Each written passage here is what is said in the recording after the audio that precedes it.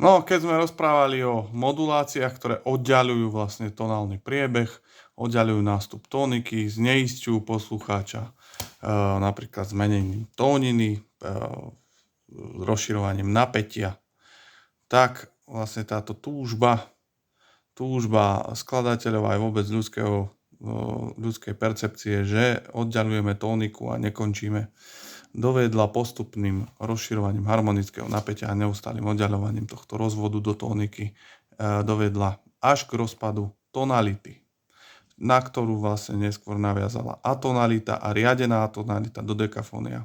Respektíve tiež sme došli k nastoleniu nových pravidiel používania javov tonálnej harmónie. Čiže tu už hovoríme o tonálnej hudbe alebo o harmónii 20. storočia.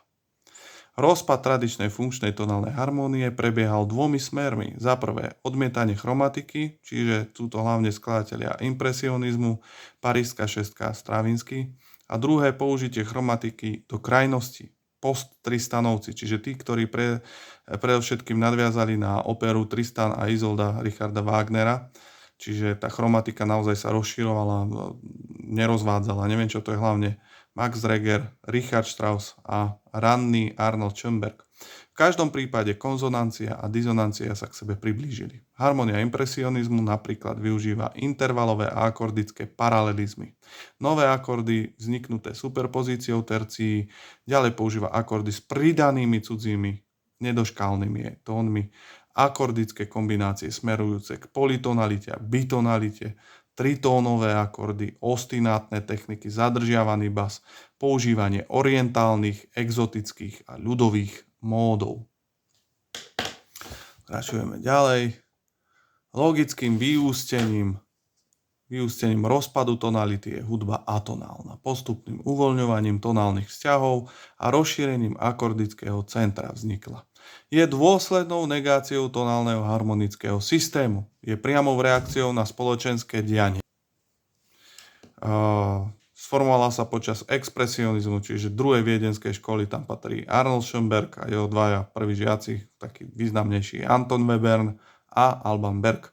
Je harmonickým princípom, v ktorom neexistuje tonálne centrum. Hej? Atonalita nemá tonálne centrum. Konzonancia a dizonancia sa priblížili, rovnajú sa.